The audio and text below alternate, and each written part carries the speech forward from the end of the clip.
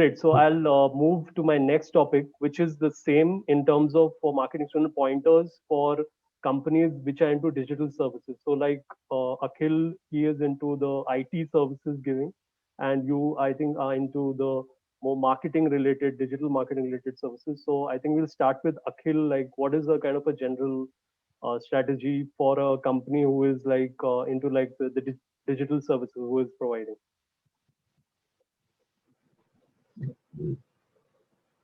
Nikhil, you're mute. Yeah. So we have been providing software development services since quite some time now, since about 3 years. And what we've realized is that since especially when software services are high ticket sales, in the sense it's sometimes it's above $50,000 mostly, right? And the clients are based in a different country, because in India nobody will pay you $50,000 to build a software. So most of the clients are based abroad in the US, in UK, Australia, and it takes a while to start getting those kind of projects. In the sense, advertisements won't work, because for services nobody really cares about advertisements like before hiring you.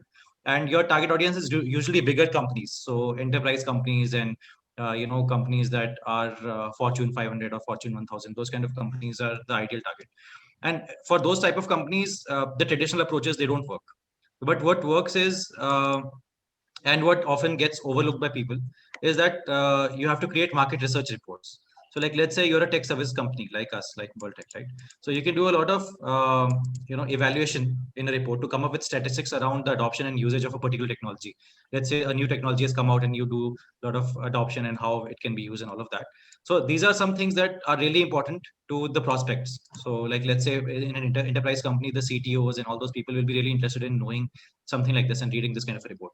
So if you share these kind of reports for free with them, they will be really interested to sign up with you, or to share their data with you. And once you have their data, then it's always great to always keep them informed, in the sense, this is what our company is now doing, these are our new clients, check out our case studies. So keep updating them about your processes, and keep sharing great content on a weekly basis, so that you're always on top of their mind.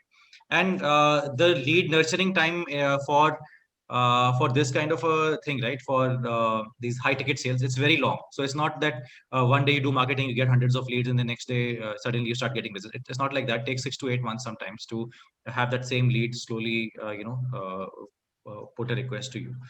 And a critical thing here is to get your audience mapping correctly. So you don't want to be creating content for the people at the bottom of the food chain.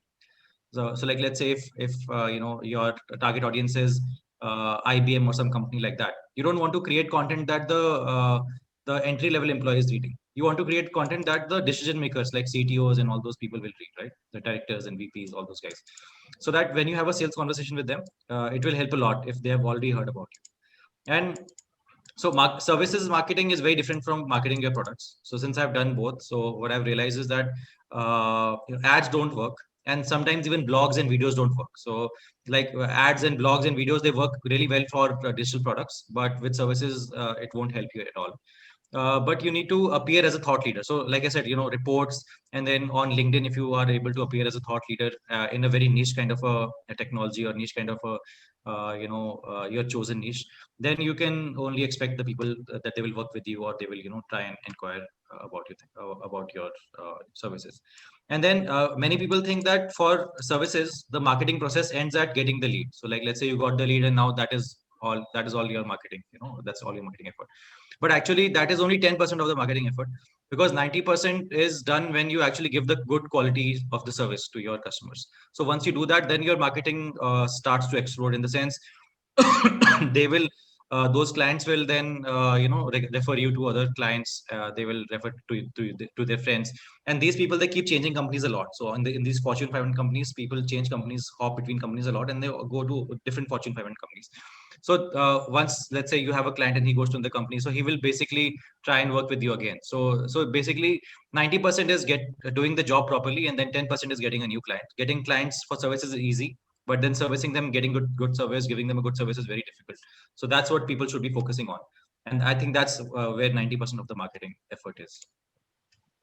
That's right. Raj, for you, obviously, you are doing the digital marketing services, and there are so many, you can say, marketing students have even heard like they pass out and they make their own agency immediately and or even they are freelancing and they want to get business. So like just some pointers and just a little bit of reality for them, like how it is to market these particular services. Uh, yeah, sure. I like to start where Nikhil stopped.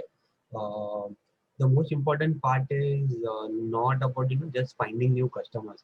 The most important part is that even if you have 5 customers and you are able to sustain them, provide them the right service, right solution.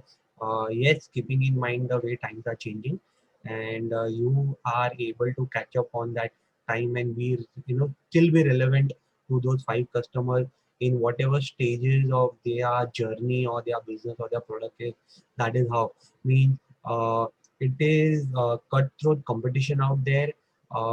Again, in India, I've seen the bigger companies, they work with bigger agencies because they need that kind of a bandwidth, they need that kind of a setup. They want to have hierarchy because of the corporate structures and all, which is slowly fading away. But yeah, it's still relevant because the entire operation size is so huge that a small team or any inexperienced team will not be able to handle it. Uh, so then then it comes to how mid-size agencies and smaller agencies, or for that matter freelancers who are wanting to start immediately without understanding or realizing. Uh, uh, it's a journey. I mean, it's more important that you understand that every sales pitch that you're going to make is not going to win you money. Uh, every customer that you work with is not going to, really stay with you. But still, how you define that journey from the start is going to be important. Uh, I have been in the digital marketing space in the service side from last 4 years, and as Nikhil mentioned, it's becoming very much competitive, also cutthroat. So then it comes, how well are you able to diversify? So that's the second part of the journey. But in the initial 4 years, that is what I've realized. One is how well you are able to understand your capabilities, your experience, and map those capabilities and experience to the customer you wish to serve.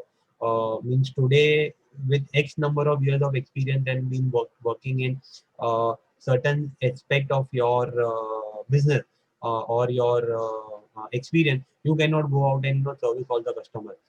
Either you can be looking at a B2B customer, or you can be looking at a B2C customer, or the understanding and the experience that you have can be very well for a SME or probably for some retailers. So it becomes very important that how well you understand yourself and is able to map your knowledge and your expertise to the customers that you are wanting to talk to, and then take it forward from there. Uh, Again, the sales ratio again, is always going to be that in the range of 2% to 5%, depending upon how good are you. But yeah, the moment you are doing a freelancing service, the more specific you are. I mean, you are either a content strategist or you are just a social media strategist. You are very good with AdWords, or you are very good with lead generation, or you are very good with email marketing. So that will give you instant gratification and benefit, because a lot of times your experience and expertise is good because of the skills that you possess out there. And then it comes, if you are going after being a small agency, then what is it that you are really going to do, because you're going to have a small team size. So are you only going to handle one channel, or are you wanting to do entire? I mean, people today I've seen a team of 3 people, 4 people who would say we do everything. But how is it possible that you are going to provide everything, right from website to social to Google ad to YouTube ad? No, one can't. So it's better to be more practical out there, so that the customer is able to believe in what you do. At the end of the day, you are trying to sell to a human, and we as Indians are very smart. We know that can be achieved, and everyone comes from that stage where they have evaluated couple of options before finalizing, or talking to an ex agency or an ex individual. So the moment you are very clear about what you are going to provide, so that the customer or the another individual that you are wanting to get business from is pretty sure that this is what I'm going to get out of, that is where the entire transaction happens. The point is not about just making the transaction. The point is also about making a transaction that is going to be beneficial for you, and it is not going to pinch you. I have realized one thing, every transaction should be profitable. Means there is no way that you are going to recover those losses only after starting a business from a loss. So even if it's a 5% profit, it should be profitable. One cannot really take up a project or do business simply on the merit of because I want to start. If that mentality prevails, and again, these are the pitfalls that as individuals make because of the fear of not starting out, not getting the first business, not able to make that first sale.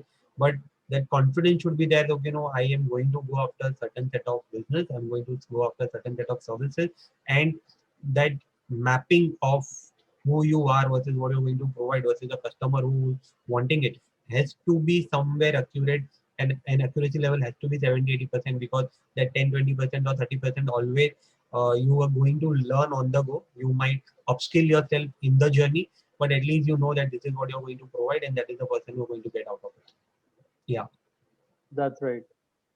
That's a very good lesson there for the startups, which Akhil and both Raj covered, is the expertise. You have to do a lot of research in the industry you're in. You have to see where is there's a gap, and there you can have an develop your expertise. If you already have it, then great, and then market that specifically. So if you're into ID services, that you specialize in so and so development or these languages specifically. If you are into the digital marketing, then what specifically into Facebook something or whatever, like it could be very specific. So once you establish that, and that you even it's easier to discover you online also, because you are, then your focus is that on that particular expertise, you're talking a lot about it, you are writing about it, it's a lot in your communication, so it's more easier to discover you. So it's very important to have an expertise in the same.